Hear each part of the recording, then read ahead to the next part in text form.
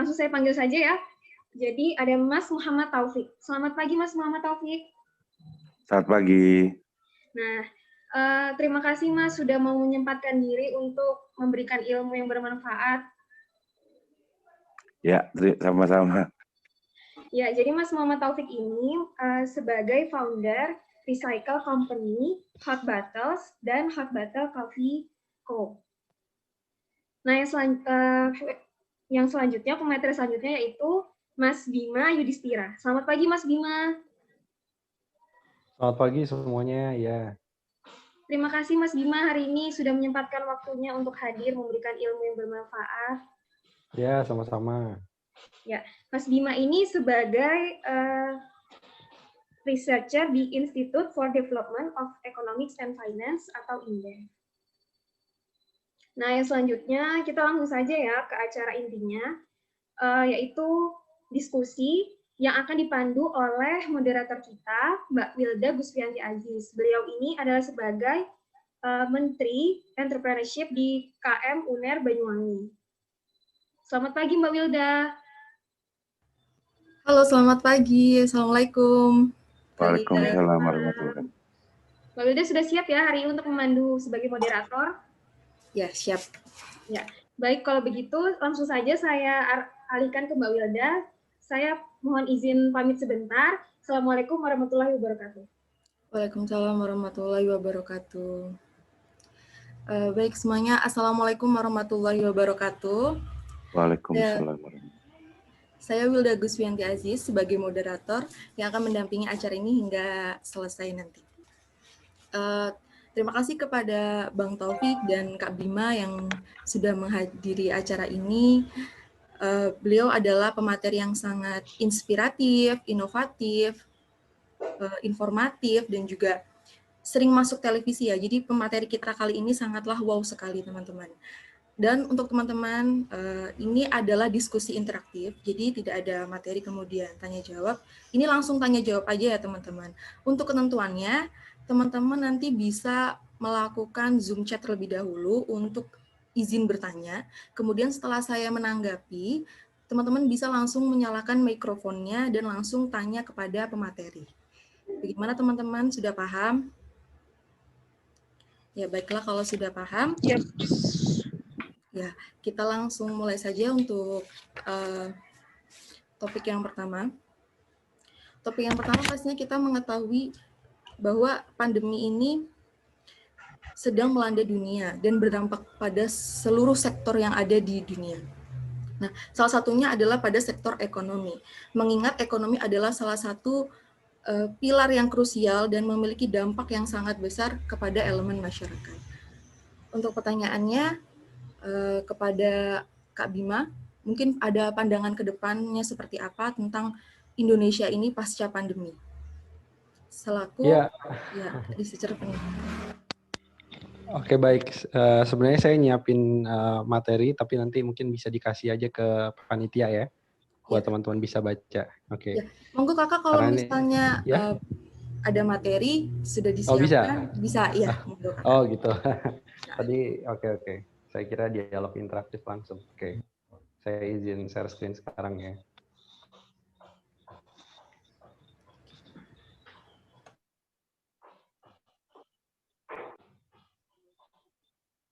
Ya, semoga sudah terlihat ya.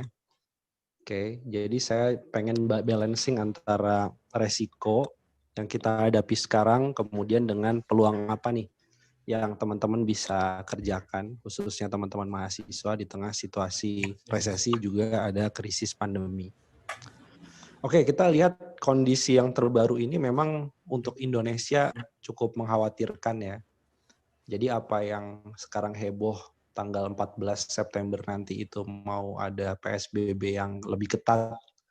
Jadi bukan PSBB transisi, jadi pembatasan sosial berskala besar yang memang Pak Gubernur DKI sepertinya yakin sekali bahwa kondisinya udah menyeramkan ya. Saya baru balik dari Jakarta dan memang wah itu kalau ditanya ke pedagang kecil, ditanya ke tukang ojol, jawabannya hampir sama. Nih kita mau kiamat 2 kali nih. kiamat pertama pada waktu awal pandemi dan PSBB sekitar bulan Maret 2020 kemarin. Kemudian kiamat yang kedua mereka bilang kalau sampai ada PSBB lagi yang lebih ketat ya.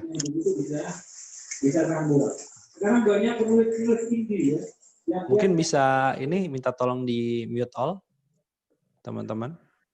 Oke, lanjut ya.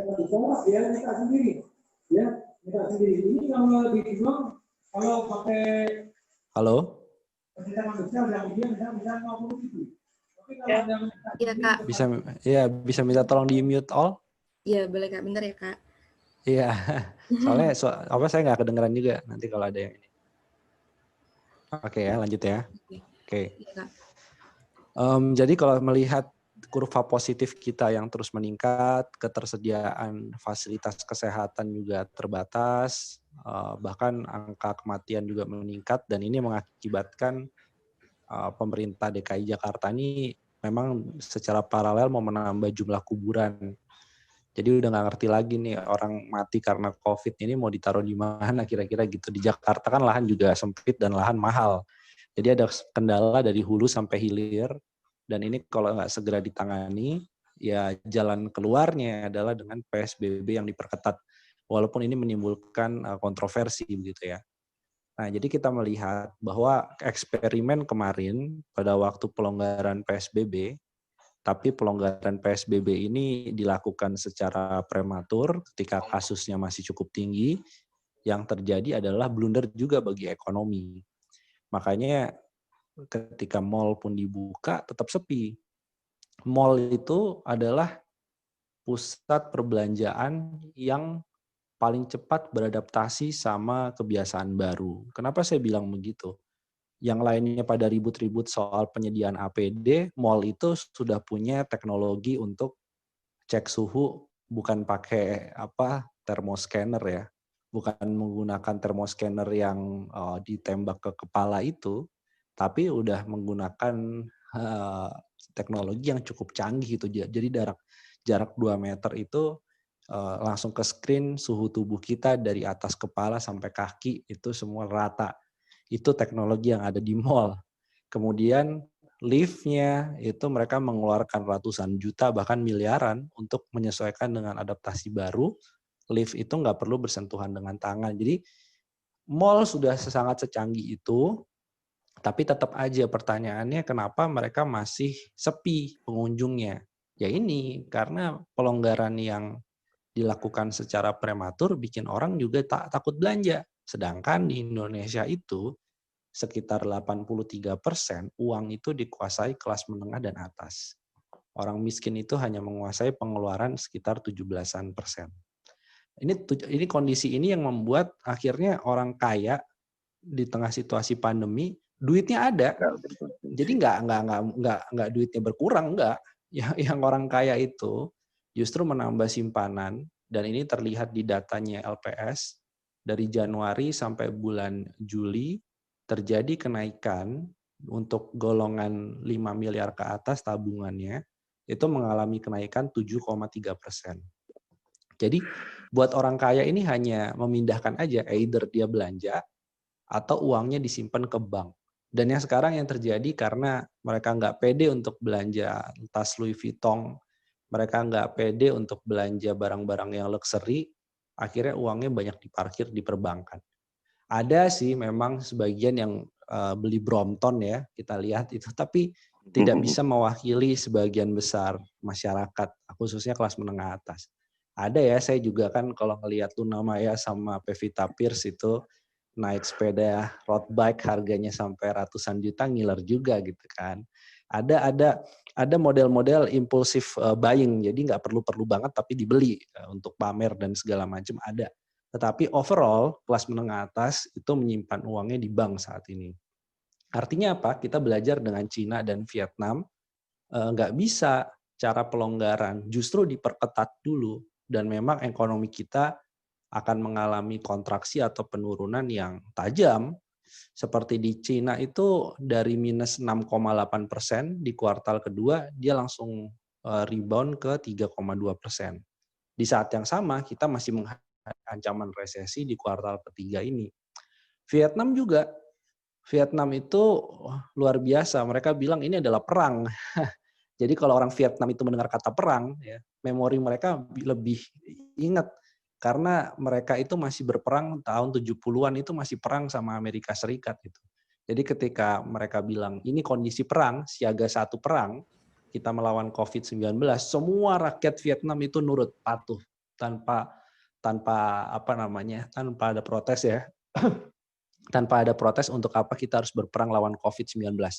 Akhirnya apa? Vietnam melakukan lockdown, dan dengan lockdown itu memang kuartal pertama artinya dari Januari sampai bulan Maret, itu hancur ekonomi Vietnam, negatif. Tapi kuartal kedua itu tumbuhnya udah positif di atas 0,3%. Nah ini pelajaran pentingnya apa? Pendekatan berbasis sains. Di Cina pendekatannya berbasis sains, ada tracing. Korea Selatan nggak pakai lockdown, tapi mereka melakukan tracing dengan teknologi yang sangat canggih. Mereka pertama kali mereka bikin swab itu dengan cara drive-thru gitu. Jadi udah sampai segitu mikirnya.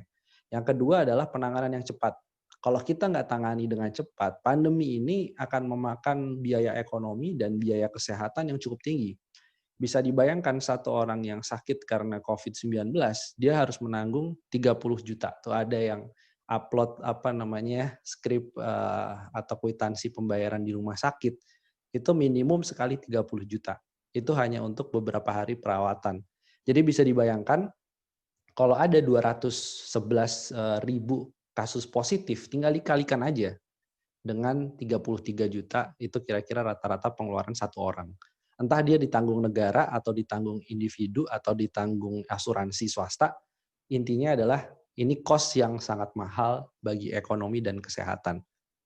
Kemudian disiplin yang ketat, disiplin yang ketat. Di Jakarta pada waktu PSBB yang pertama yang kami kritik adalah ternyata ada 40% masyarakat yang masih berkeliaran di luar rumah. Jadi hanya 60% yang stay at home, sisanya pada waktu PSBB ketat pertama dulu bulan Maret, itu masih ada 40% yang masih keluyuran. Nah, disiplin yang ketat ini dua sisi. Masyarakat memang harus diberikan sanksi dan masyarakat pun juga harus sadar bahwa memang ini pandemi, ini bukan main-main gitu ya. Tapi di sisi yang lain, disiplin itu ada karena pemerintah pusatnya juga ngajarin. Jadi pemerintah pusat nggak usah aneh-aneh, bikin kalung antivirus corona, ya kan akhirnya kan ada artis-artis yang ngikut-ngikut tuh, nggak pakai masker, pakai antivirus corona, ternyata yang bikin antivirus corona Kementerian Pertanian di lockdown juga karena ada pegawai di Kementerian Pertanian yang positif COVID. Jadi kan ini yang menurut saya juga dua sisi, masyarakat disiplin karena mereka percaya bahwa pemerintah pusat mengajarkan disiplin yang tinggi juga. Jangan kemudian ke Bali foto-foto antar menteri dan dirjen eselon 1-nya tapi pada nggak pakai masker. Nah, jadi kayak gitu-gitu juga penting. Jadi dua sisi. Yang berikutnya lagi adalah bantuan sosial yang efektif. Orang disuruh di rumah aja, orang yang disuruh di rumah itu akan tanya, oke, saya di rumah, kompensasi buat saya apa? Nah ini yang beberapa kali tidak bisa dijawab oleh pemerintah pusat maupun daerah. Karena keterbatasan anggaran lah, karena datanya belum valid dan segala macam. Nah ini tantangan kita bersama. Dan kemudian juga trust kepada pemerintah tinggi. Nah ini kita melihat nih, kurva positif COVID-19 di Indonesia terus naik, di Cina udah selesai. Bahkan di Cina, dalam beberapa bulan nggak kasus kematian, Wuhan itu menyelenggarakan pesta di kolam renang, ngumpulin ribuan orang, nggak ada yang pakai masker, untuk merayakan bahwa Wuhan sudah bebas COVID-19. Nah ini kapan nih kita nih bikin konser lagi, bikin konser musik, ngumpulin orang banyak di bioskop, tapi nggak ada jaga jarak, nggak ada lagi pakai masker. Nah ini bisa nggak kayak gitu? Nah ini kan Cina udah membuktikan. Jadi artinya kita harus melakukan memang enforcement yang agak keras. Dan ini memang beresiko bagi ekonomi jangka pendek. IHSG kemarin turun, ya itu wajar. Kadang-kadang pasar saham juga nggak nyambung ya dengan situasi sekarang. Tapi intinya adalah jangka pendek memang kita akan menderita, tetapi ini adalah solusi terbaik untuk melakukan pengetatan PSBB. Ini dari segi hitung-hitungan ekonominya. Kemudian saya akan langsung masuk, bagaimana kemudian situasi ekonomi sampai 2021, hampir semua lembaga 2020 ini memperkirakan kita akan jatuh pada resesi ekonomi. Itu udah kalau lembaga-lembaga bonafit seperti IMF, World Bank, OECD, ADB memperkirakan kira-kira kita oke deh 2020. Nah, tapi jangan sampai resesi ini berlanjut, karena kalau berlanjut ke 2021, maka dikhawatirkan kita akan masuk pada depresi. Nah, ini saya jelaskan dulu. Krisis itu, apa yang disebut krisis? Krisis itu ketika pertumbuhan ekonomi negatif. Satu kuartal saja negatif, itu kita sudah masuk dalam krisis ekonomi. Resesi itu ketika 2 kuartal atau lebih. Kuartal kedua negatif, kuartal ketiga negatif, maka kita masuk resesi. Nah, yang bahaya itu adalah depresi. Depresi ini adalah penurunan ekonomi yang berlanjut sampai 1 tahun lebih. Jadi resesi yang kontinu. Pernah nggak terjadi? Pernah. Indonesia waktu itu belum merdeka, tahun 1929 sampai 1934. Tapi kalau teman-teman baca buku sejarah pergerakan, itu kondisi Indonesia di bawah Hindia Belanda waktu terjadi Great Depression atau depresi besar itu menyeramkan sekali. Ya, buruh-buruh itu di PHK secara sepihak ya, di pabrik-pabrik tebu yang ada di Jawa Tengah misalnya. Jadi ini kita melihat kalau sampai kita kembali pada depresi besar tahun 1930 terulang lagi di tahun 2020, maka cost untuk pengangguran, kemiskinan ini akan meningkat. Nah, ini sekarang kita mencegah resesi pasti terjadi, nggak bisa mencegah resesi. Yang kita cegah sekarang adalah depresi. Jadi resesi tidak berlanjut sampai 2021. Oke, saya akan langsung masuk. Mungkin nanti Mas Taufik bisa menjelaskan ininya ya, konkretnya itu gimana peluangnya gitu ya, optimismenya itu gimana. Cuman saya bandingkan dengan data-data yang makro sebagai pengantar. Jadi di situasi yang serba susah, di suatu situasi yang banyak tantangan, tapi ternyata kita mengalami fenomena yang disebut sebagai digital bonanza. Tahun 70 itu ada oil boom atau oil bonanza, di mana harga minyak mentah itu tinggi sekali pada waktu itu, di atas $100 per barel. Nah, ini kalau di 2020 fenomenanya adalah fenomena digital bonanza, di mana pertumbuhan hampir semua sektor digital, mau ngantri modem di IndiHome itu saya udah 2 minggu nggak dilayanin gitu, karena katanya teknisinya full untuk masang internet, sekolah pakai internet, kuliah pakai internet, teman-teman bikin webinar, kerja pakai internet. Jadi kebutuhan internetnya yang meningkat. E-commerce kenaikannya melonjak secara rata-rata lebih dari 26% selama masa pandemi.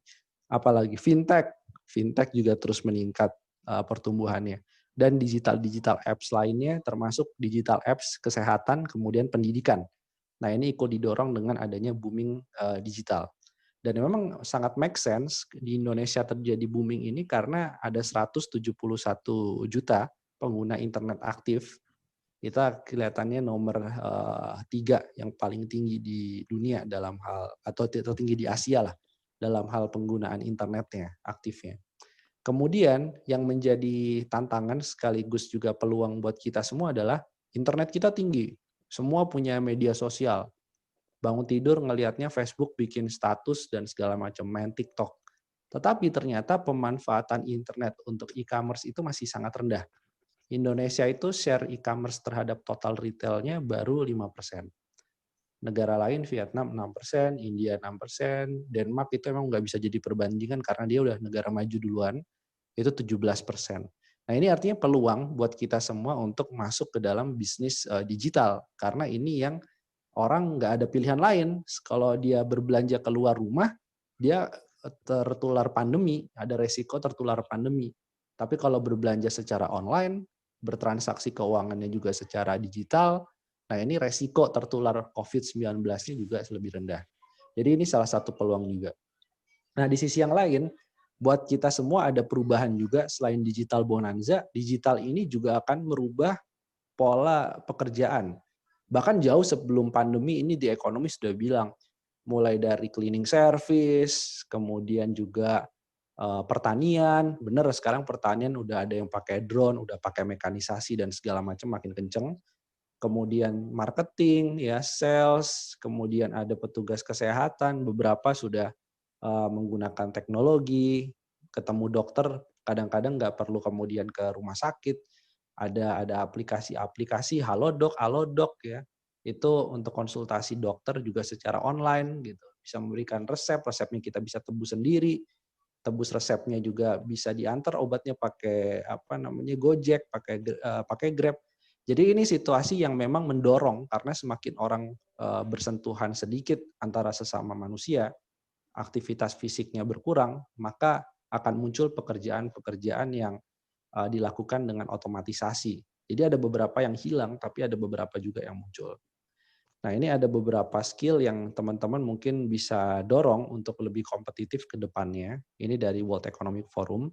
Teman-teman harus berpikir analitik, berpikir inovatif, active learning, belajar. Jadi kalau ada yang buka sesi pertanyaan misalnya, ayo sesi pertanyaan siapa yang mau ini, gak harus bertanya, berargumen dengan narasumber itu juga bagian dari pembelajaran. Saya nggak sepakat dengan yang dikatakan Mas Bima gitu.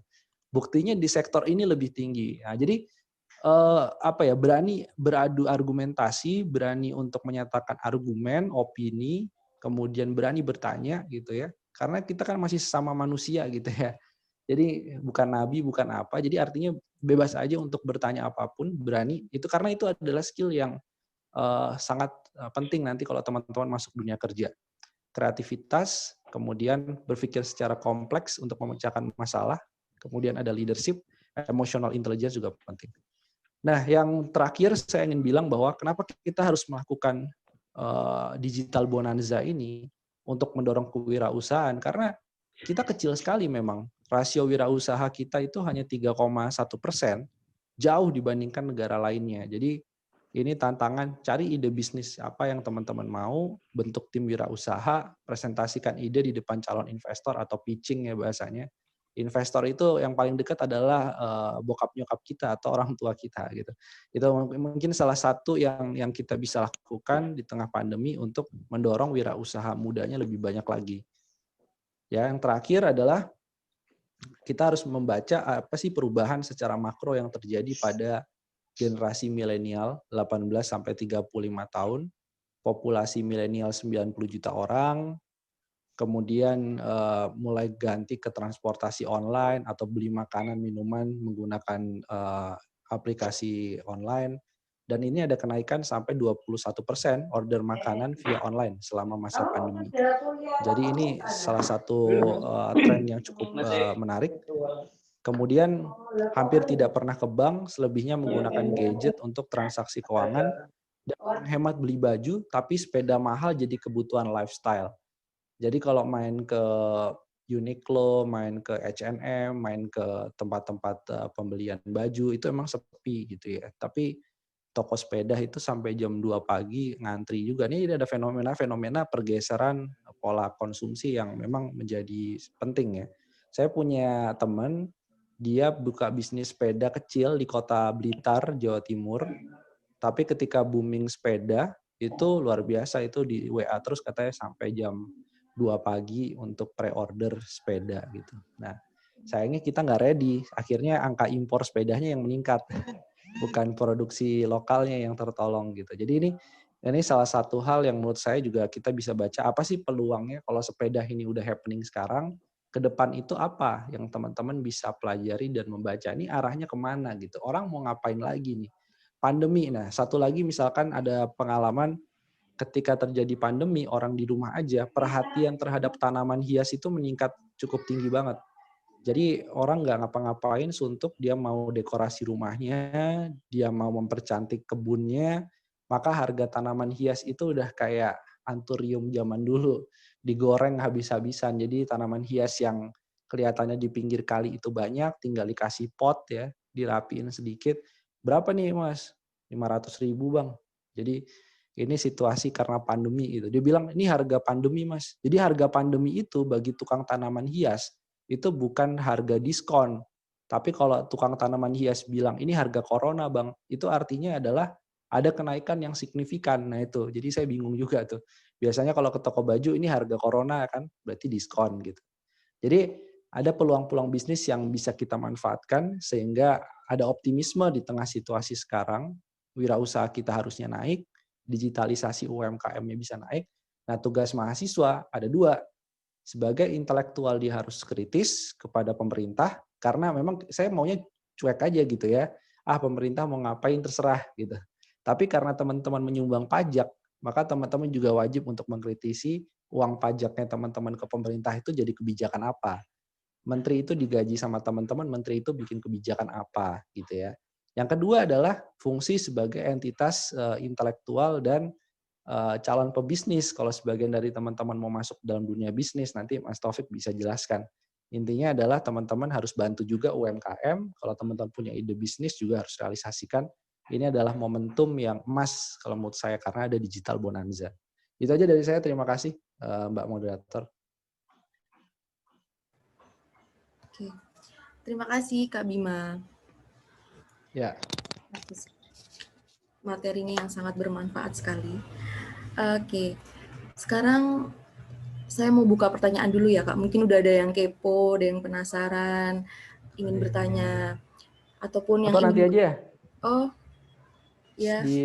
Di itu dulu dengar Mas Taufik dulu aja, biar nanya bareng-bareng. Oke, baik. Terima kasih. Mas Taufik, Bang aja deh. Halo Bang Taufik. Mungkin teman bisa, hostnya bisa dibuka dulu.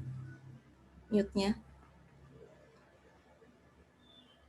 Bang Taufik.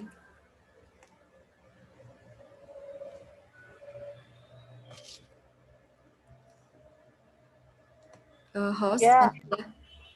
Panitia, minta tolong untuk buka mikrofonnya ini Bang Taufik.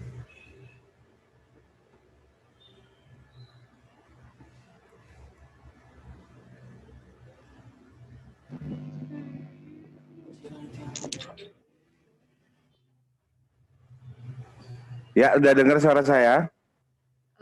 Tidak dengar tadi Bang. Soalnya tadi ke unmute. Halo Mbak Wida, apa kabar? Terus Mas Bima keren banget tadi paparannya, runtut sekali dan memang persis seperti yang kita rasain, terutama para pelaku usaha dan para coach bisnis ya, atau motivator bisnis. Benar sekali yang kita rasain. Jadi kita pada posisi yang ngeri-ngeri sedap gitu kan, kalau bisa dibilang kan seperti itu, bahwa sudah masuk ke posisi 3 kali apa istilahnya, 2 kuartal kita ngalami minus gitu kan, dan memang arahnya sudah ke arah resesi, sehingga ini suara saya udah dengar ya? Sudah terdengar Bang Taufik. Oke. Jadi yang akan kita hadapi ke depan ini, kalau kita bicara resesi atau nanti arahnya ke depresi, mungkin kita sebagai wirausaha mungkin nggak usah sejauh itu, kita fokus dulu pada apa yang sekarang terjadi. Yang namanya wirausaha itu nggak beda sedikit ya dengan apa yang kemampuan yang dimiliki oleh Mas Bima, di mana sampai umpamanya kemungkinan terburuk depresi pun itu sudah ada antisipasinya, meskipun sempat kemarin ada kabar bahwa tahun 2021 pemerintah pede sekali bahwa kita akan mengalami perkembangan 5% untuk tahun 2021. Oke lah, itu semoga seperti demikian. Jadi yang akan terjadi pada saat kondisi seperti sekarang ini, yang pertama adalah marak PHK gitu. Kedua, masyarakat itu akan mengerem konsumsi dan kemiskinan meningkat. Hal-hal seperti ini itu memang kalau kita dilihat secara negatif, bisa jadi semakin marak PHK adalah masalah yang akan muncul adalah kita akan menghadapi banyak orang susah gitu kan. Tapi kalau buat pebisnis atau orang yang memiliki mental wirausaha, hal itu malah bagus gitu loh. Ketika orang kena PHK, maka kesempatan untuk jadi karyawan itu semakin mengecil gitu. Dan ketika kesempatan jadi karyawan itu makin mengecil, pilihannya ada 2. Mencari lowongan pekerjaan, itu yang tipe pertama dan mayoritas, atau mulai membuat peluang usaha dari apa yang dia mampu. Terus kemudian masyarakat akan mengerem konsumsi. Mengerem konsumsi di sini ada dua juga. Kalau kita melihat dari kacamata negatif, maka yang terjadi adalah orang semakin sulit untuk mengeluarkan uangnya. Bahkan seperti yang Bang Bima tadi bilang bahwa orang-orang yang memiliki kemampuan, memiliki kekayaan 5 miliar ke atas, orang yang menengah ke atas, itu bahkan hartanya bertambah. Ya memang bertambah karena dia depositokan ke bank, tapi sejatinya itu membuat kue yang bisa direbut oleh yang di bawah itu semakin kecil dan semakin sulit gitu. Dan tapi nilai positifnya adalah semakin masyarakat tuh mengerem konsumsi, sebenarnya akan hadir produk-produk yang tahan banting. Jadi produk-produk yang akan bertahan adalah produk-produk yang memang memiliki kualitas yang bagus dengan harga yang paling masuk akal. Saya nggak nyebut paling murah ya. Yang paling masuk akal, paling efektif gitu. Sehingga sekarang kalau Mbak Wilda sekarang umpamanya jalan di beberapa kota, jangan salah ketika Pizza Hut itu saingan jualan sama tukang gorengan di pinggir di pinggir-pinggir jalan. Benar Pernah sekali. lihat fenomena ini kan? Jadi mereka sampai akhirnya pizza itu dia jual 15.000, 25.000, bahkan 100.000 dapat 2 pizza yang mestinya sebelum era ini terjadi atau masalah ini terjadi, Mbak Wilda untuk membeli pizza itu harus mikir dulu traktir teman 2 pan pizza itu 300.000. Akhirnya karena memang masyarakat ngerem konsumsi, yang terjadi adalah banyak produk-produk yang tadinya berharga mahal, karena dia juga harus mengefektifkan perusahaannya. Akhirnya mereka membuat varietas-varietas low end, di mana dengan 15.000 cukuplah dengan kantong mahasiswa. Sekarang kita bisa makan pizza gitu. Dan itu yang terjadi adalah perusahaan, saya bilang perusahaan multinasional sekelas Pizza Hut, karena memang di Amerika sendiri Pizza Hut sudah selesai. Tapi di sini mungkin tidak pengen seperti Pizza Hut, nasibnya seperti Pizza Hut yang ada di Amerika. Akhirnya mereka membuat produk-produk low end yang asal laku supaya perusahaannya tetap muter. McD juga seperti itu. Sekarang sarapan di McD ada paket 19.000. Itu sudah saingan sama warung-warung Padang atau bersaing harga dengan warung-warung istilahnya warung-warung pinggir jalan gitu, atau resto-resto yang depot-depot yang sederhana gitu.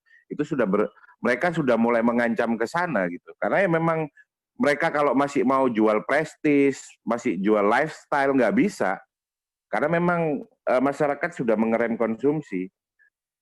Kemudian kemiskinan meningkat, sudah pasti kemiskinan meningkat. Meningkatnya kalau secara positif buat saya, meningkat buat siapa? Buat orang yang tidak mau bergerak atau menggantungkan pada sistem yang dibuat orang lain. Jadi buat orang yang bermental wirausaha itu bukan pilihan. Gitu.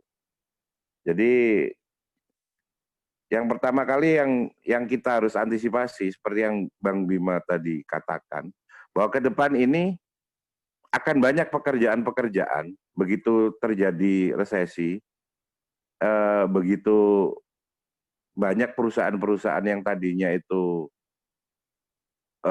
ada di mall dan mereka banjir uang, tapi karena sekarang di mall pun juga tidak ada yang berani ke mall, dan mereka memilih untuk menggunakan marketplace, akhirnya sekarang kenyataan sampai lucu. Jadi semakin pandemi, teman-teman UKM binaan saya, beberapa binaan saya, malah untung 200 sampai ada yang 400% terjadi pandemi. Jadi sampai ada binaan saya itu, semakin pandemi malah beli mobil. Jadi di luar nalar kita gitu. Karena memang dia mengalami peningkatan sampai 400% karena adanya marketplace, karena adanya banyak orang stay at home, akhirnya yang terjadi adalah malah konsumsi untuk produk-produk UKM malah meningkat. Terutama UKM yang naik kelas, di mana mereka itu sudah bekerja sama dengan perusahaan besar, yang di mana perusahaan besar tersebut bisa memasarkan produk-produk mereka sampai ke luar negeri. Itu mengalami sampai 400% peningkatan. Yang saya ajak di sini adalah karena memang akan ada perusahaan yang hilang, pekerjaan yang hilang ataupun yang akan ada. Di sini saya akan cerita itu bahwa kedepannya yang perusahaan-perusahaan yang kita fokus pada pekerjaan-pekerjaan yang nanti akan makin marak ketika new normal atau kehidupan new life, saya sebut new life ini, di mana nanti akhirnya tidak bisa ditolak lagi bahwa kita beda sama dulu, karena akhirnya kan sudah jadi habit ketika marketplace, ketika terjadi boom besar-besaran terhadap penjualan secara online. Akhirnya saya merangkum ada 9 pekerjaan yang nanti akan di masa mendatang itu akan jadi future job, saya ngomongnya begitu, dan akan menghilangkan pekerjaan yang lain. Salah satunya kalau di luar negeri itu ada namanya tool surgeon, di mana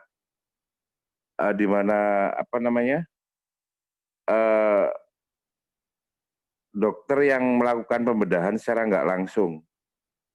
Jadi nanti dokter yang membedah ada di kota mana, yang dibedah ada di kota lain itu, dan itu online, itu bisa terjadi. Kemudian nostalgis. Jadi alias desainer interior, spesialis nostalgis. Jadi kalau Anda lihat di belakang saya ini bagian dari nostalgis gitu kan. Di mana barang-barang kuno itu atau barang-barang vintage itu kembali marak dan kemudian dijadikan dekorasi interior ruangan. Dan itu nanti akan ada ahlinya.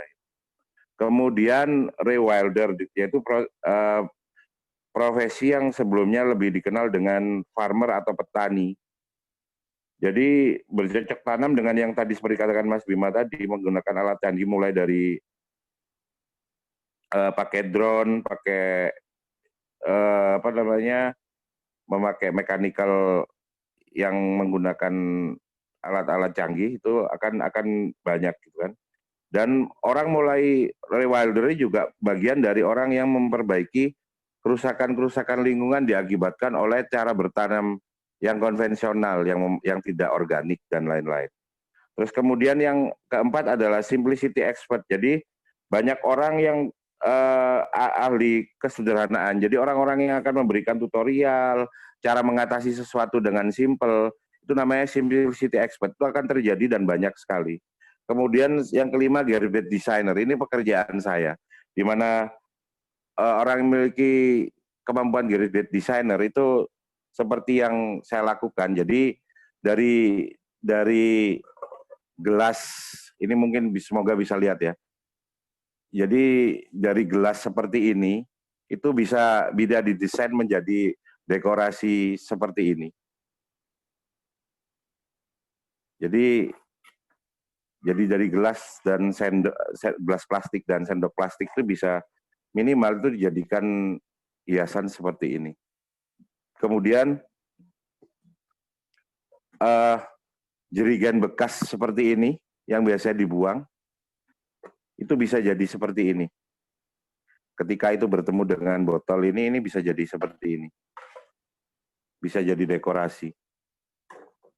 Kemudian pekerjaan yang keenam adalah robot counselor, yaitu tadi salah satunya untuk mechanical drone, termasuk pekerjaan itu. Kemudian health navigator, di mana healthcare navigator, di mana orang itu membus resep, bilang sakitnya atau apa, itu secara online sudah, dan tidak perlu ribet kayak itu. Terus kemudian soal teknologi spesialis. Sekarang kita sudah merasakan banyak orang teriak-teriak kalau listrik mahal. Kemudian mereka sudah pengen beralih Dari yang pakai BBM sudah mulai mikir pakai sepeda listrik, motor listrik, mobil listrik. Maka yang dibutuhkan adalah energi listrik yang sangat banyak, dan pada akhirnya solar teknologi spesialis, yaitu orang-orang yang fokus di teknologi energi tenaga surya. Dan yang kesembilan adalah aquaponik atau fish farm, aquaponik fish farmer. Jadi ketika orang itu ingin mendapatkan ikan yang fresh, kemudian saluran yang fresh, itu tidak serta merta mereka langsung datang ke pasar gitu. Tidak semudah itu, karena nantinya mereka itu kalau perlu di kebun-kebun mereka menyediakan sayuran dan ikan yang fresh. Jadi tidak semudah zaman dulu, kapan butuh barang fresh bisa langsung ke pasar. Dan itu buat saya future job. Dan saya bagian dari orang yang selalu membuat sesuatu itu making money from zero. Jadi spiritnya membuat membuat uang dari nol atau berusaha dari nol. Jadi bahkan dari tumpukan sampah, bahkan dari sampah botol plastik itu sebenarnya sudah bisa mencetak uang. Ketika apa? Ketika kita fokus untuk membuat sebuah produk. Karena bisnis di era konvensional dulu, mahasiswa atau pelajar itu diajari bagaimana dia itu cuma jadi operator, bukan sebagai kreator. Sehingga mereka terbentuk di alam bawah sadar mereka bahwa jika ingin jadi pengusaha itu mereka harus siapkan modal dahulu. Gitu. Jadi akhirnya jadi lucu, jadi butuh uang demi kuliah gitu. Terus butuh kuliah demi kerja, butuh kerja demi uang. Jadi sampai bingung gitu loh, siapa sih yang kerja di balik sistem jenius ini. Jadi saya punya sistem yang nggak jenius banget, itu sederhana sekali. Jadi kita fokus itu pada membuat produk. Bagaimana dengan uang berapapun itu kita bisa membuat sebuah produk. Kemudian dengan tangan sendiri dari A sampai Z. Kemudian dari produk tersebut kita bisa memancing investment. Jadi di depan ini saya tidak mengarahkan seperti bisnis konvensional bahwa perbankan itu adalah satu-satunya cara dan yang terbaik untuk mendapatkan fresh money untuk jadi modal untuk startup. Tidak. Jadi bagaimana itu memancing investment. Kemudian buat saya pendekatan jadi wirausaha itu selain itu adalah bagaimana kita ketika menghadapi resesi itu kemampuan saya menyebutnya emosional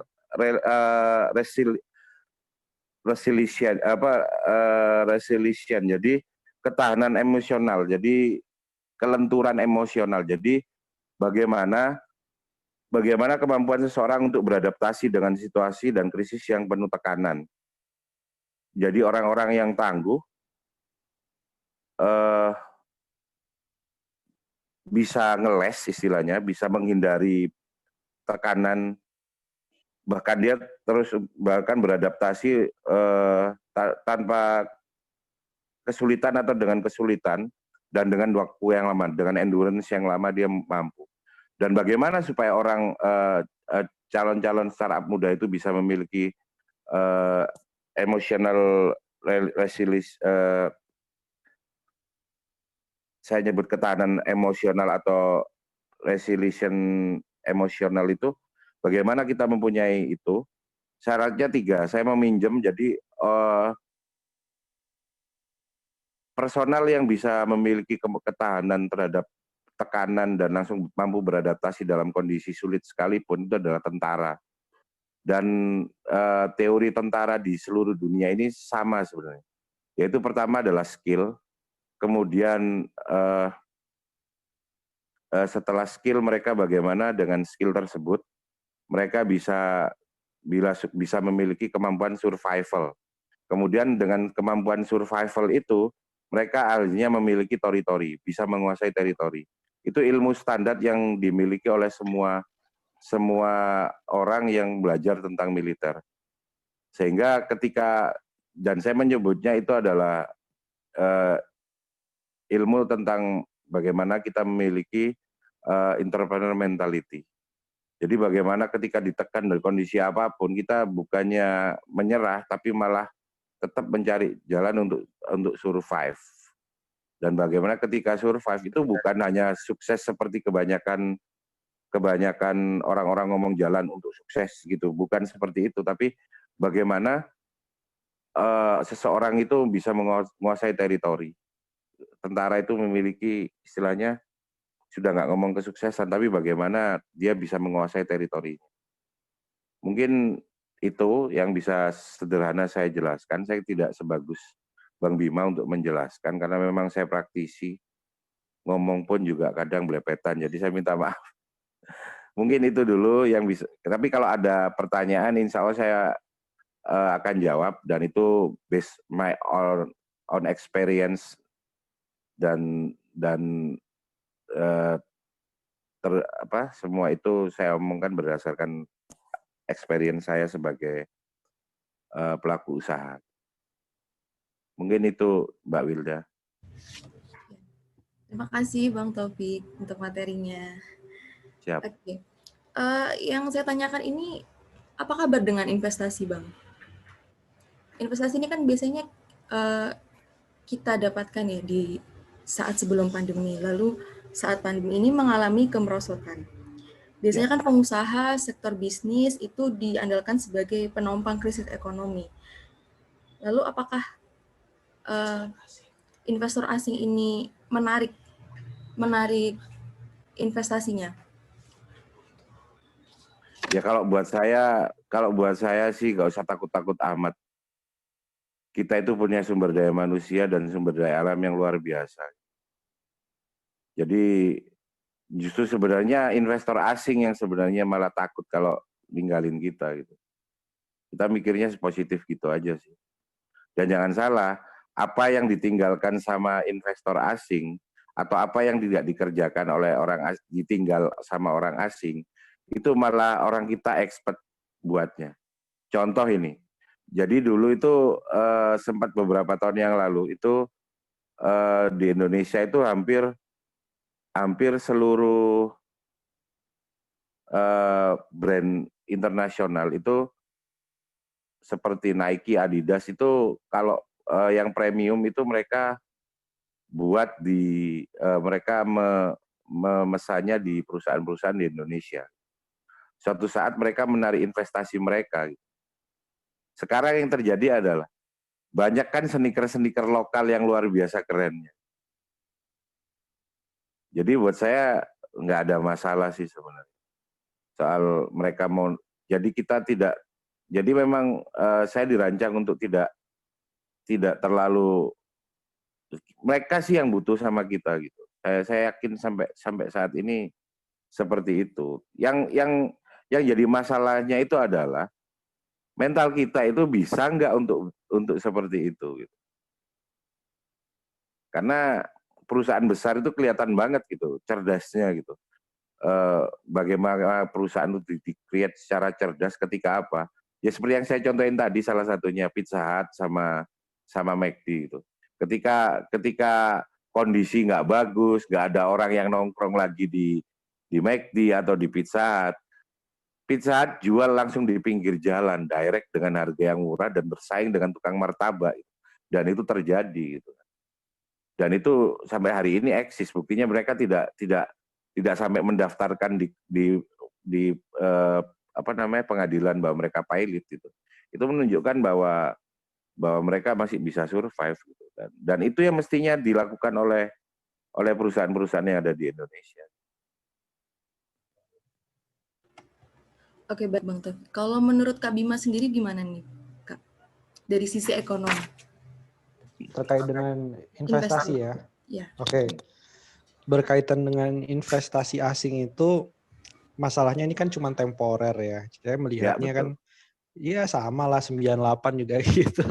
Apalagi investor yang main di bursa saham itu kan isinya sebagian juga spekulan. Loncat-loncat aja, ya spekulan aja. Iya, itu kan yang bikin Jiwasraya ambruk itu kan karena saham gorengan. Ya gitulah kira-kira Walaupun tidak semua sih, ada juga yang memang investasi jangka panjang. Jadi saya lihat Malah sih sekarang sampah-sampah dipakai sekarang. Malah sekarang apa namanya saham-saham sampah yang nyaris nggak ada harganya sekarang malah dikorek-korek tuh sama yang punya duit. Iya, Kan gitu ya Bang ya. Bandarnya selalu begitu, Mas. Ya iya, Mas makanya saya ngomong gini loh, gaya-gayanya spekulan itu jelek-jelekin orang, kalau udah nggak ada yang laku dia yang lamar aslinya, itu gitu aja sih sebenarnya.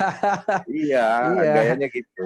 Iya, jadi memang apa ya, nggak bisa jadi indikator ya pertama. Nggak bisa jadi indikator. Jadi kayak tadi saya sepakat sekali dengan Mas Bima bahwa IHSG kita itu kadang aneh gitu loh. Pada saat positif dia malah kadang-kadang ngancur, pada saat nggak diharap-harap tiba-tiba dia naik berapa persen, 3 hari, 4 hari, habis gitu tetap aja disikat lagi. Ya karena memang kalau buat aku sih, aku kan pelaku ya Bang Bima, kalau aku salah mungkin sorry to say dibenerin gitu loh ya. Jadi sampai aku berpendapat gini, kalau di luar mungkin ya karena memang mereka itu produsen, negara yang memang memproduksi sesuatu. Jadi ketika mamanya aku nyebutnya Apple gitu. Apple ketika ngalami guncangan gitu, sampai produknya pun yang nggak laku gitu loh. Real yang nggak laku, bermasalah bener ketika dia merilis sebuah produk dan gagal, sampai sahamnya pun akan ngalami shock gitu loh. Kalau di kita, aku nyebutnya kalau ekonomi Indonesia itu gini loh. Kayak sebuah rumah, bapak ibu nggak kerja, anaknya 5, tapi tiap hari mereka ke pasar loh belanja, masak, bahkan kalau sesekali mereka setiap weekend ngundang tetangga-tetangganya. Terus orang bertanya-tanya, ini mereka nggak kerja apa melihara tuyul gitu kan? Tapi kan nggak bisa tuyul jadikan indikator. Sehingga saya gini mikirnya, bisa jadi perhiasan emasnya ibunya mulai dicopot-copotin untuk dibuat belanja, bisa jadi koleksi koleksi kasetnya bapaknya yang mulai muda dulu udah mulai dijual-jualin karena untuk mempertahankan hidup. Ya itu yang terjadi sama Indonesia. Indonesia itu bisa jadi kan selalu peningkatan apa namanya, saya nyebutnya kalau bahasa ekonominya apa Bang Bia ya, jadi meningkatnya itu kan dari selalu 5% itu selalu andalan kita kan, 5% itu dari konsumsi. Ya, dan kalau saya jujur nggak usah ada pemerintah, orang asal makan, asal belanja, asal happy aja. Jadi kalaupun nggak ada pemerintah pun, saya rasa 5% itu pasti naik gitu loh. Pasti tercapai gitu loh. Dan itu hampir 70-80% itu adalah sektor real, di mana yang UKM, bapak-bapak yang pagi-pagi manen sayurnya, kemudian jalan berapa kilo dijual ke pasar, itu yang real, yang nggak akan pernah bisa dimatiin siapapun gitu. Dan itu diam-diam itu unpredictable oleh pakar ekonomi siapapun, tidak ada bisa punya hitungan tepat untuk itu. Jadi aku sepakat sama Bang Bima banget, sepakat. Jadi memang yang dibutuhkan sekarang ini orang-orang seperti Bang Bima yang bisa melihat segala sesuatu itu, nggak usah shock, nggak usah kita ini apa namanya kagetnya digedein tapi nggak ada aksi. Jadi ya itulah, aku sampai gimana ya Pak, kadang praktisi ini aneh gitu. Kayak contohnya ini aku 6 bulan, hampir 6 bulan ini nggak ada pelatihan daur ulang sampah sama sekali saya ini sekarang. Tapi ya toh ya masih hidup, nggak mati itu. Itu hebatnya Indonesia gitu loh. Tapi kalau mamanya di luar, selesai saya. Karena apa? Ada musim dingin. Di mana saya harus nyediain kayu di bawah di basement rumah saya untuk saya bakar ketika daripada saya mati kedinginan. Di Indonesia nggak ada mati kedinginan. Kan gitu. Jadi terus lah ya kan, terus kemudian mau ngomong kita takut kelaparan gimana karena resesi. Orang tanah kita banyak. Terus kita nggak takut lagi enak-enak nanem langsung ada badai salju, nggak ada di kita. Makanya saya nggak ngerti, mungkin saya juga pengen nanya ke Mas Bimo, mungkin bisa pernah ada ilmu atau apa. Saya sampai bingung. Mestinya kan memungkinkan bahwa kita itu secara pertanian itu kan mestinya jadi raja di dunia. Karena kita diuntungkan, kita negara tropis yang almost every day itu ada matahari yang untuk fotosintesis. Tapi kenapa kita masih impor? Nah, itu kan masalahnya berarti kan masalah kita, maaf saya sekali bukan mau merendahkan orang bangsa kita sendiri, bahwa mental kita memang belum siap untuk jadi kreator. Bangsa kita belum siap untuk jadi memiliki mental wirausaha, belum sampai di sana. Mungkin Bang Bima bisa nambahin sih. Ya, makasih Mas Taufik ya. Jadi saya melihat memang gini, nggak nyambungnya antara investasi dengan sektor real itu sudah mulai terlihat pasca reformasi itu makin ketara. Jadi benar. Investasi itu banyak masuknya di sektor jasa. Jadi investor itu sebenarnya sedikit sekali yang masuk ke industri manufaktur. Porsi terbesar itu jasa. Yang artinya jasa ini kan cuman masukin uangnya di bunga berbunga. Kadang-kadang ya dibelikan asetnya aset keuangan, ya kalau udah profit keluar lagi, rupiah melemah lagi, gitu ya. Itu siklusnya memang begitu. Yang kedua, kesalahan fatal kita adalah kita nggak punya policy industri atau kebijakan industri yang dilaksanakan, siapapun presidennya itu harus dilaksanakan. Nah, ini yang menjadikan investasi ketika pun dia bangun pabrik di Indonesia, pertanyaannya, nyerap berapa persen produk UMKM? Atau dominan adalah bahan bakunya impor? Ini nggak pernah dipikirin. Sehingga kondisi di Indonesia ini sebenarnya kalau mau dilihat strukturnya, investor-investor yang kakap versus mikro dan ultramikro. Jadi di tengah itu kosong. Nah, di Korea Selatan yang namanya Samsung, LG, dan kawan-kawan yang disebut chaebol itu ya, perusahaan konglomerasi itu bisa mendorong lapisan yang paling bawah UMKM untuk naik. Karena supply chain-nya memang didorong oleh negara. Jadi gitu, memang fungsi pemerintah itu adalah bridging gitu kan. Jadi jangan kayak perusahaan mie instan, bahan bakunya impor, kita hanya dijadikan pasar, ketika ada untung, diimpor lagi, dibuat bahan baku terus. Makanya itu menjawab kenapa pertanian kita ya gitu. Sekarang ada resesi, orang makannya mie instan gitu, logikanya kan juga udah nggak nyambung di situ. Jadi makanya. Iya, orang panik buying yang dibeli beras. Tapi kita ketawain ya juga dosa gitu. Enggak. Saya di depan di depan kantor staf presiden, di depan menteri keuangan, saya ketawa begini gitu. Tapi mereka ini gini loh, kita lihat juga kenapa kemudian masukan-masukan yang sifatnya konstruktif ya, itu susah sekali menembus. Karena elit pergaulan di ring 1 Pak Presiden, kemudian di menteri-menteri itu banyak dipengaruhi oleh fund manager, oleh manajer investasi. Dan ini kan sama seperti pepatahnya Warren Buffett. Kalau kamu menanyakan kepada tukang cukur, apakah kita harus cukur rambut apa enggak, pasti jawabnya adalah cukur rambut. Ibaratnya tanya ke tukang jual lele, perlu nggak saya beli lele? Pasti dia akan jawab perlu. Nah, ditanya perlu nggak kita memperhatikan investor, memperhatikan pasar keuangan? Kalau nanyanya kepada fund manager, pasti dijawabnya ya perlu. Gitu. Perlu banget gitu, karena ini menstimulus ini bla bla bla gitu. Tapi akhirnya Mas Taufik, pemerintah sendiri menyadari kesalahan itu tapi terlambat ya.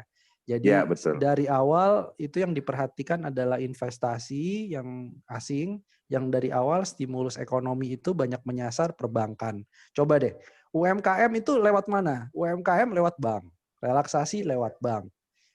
Bantuan presiden penyalurannya lewat bank. Padahal datanya dari dinas koperasi. Kan kasihan ini. Koperasi suruh nyetor data. Ya, tapi nggak salah juga Bang Bimo.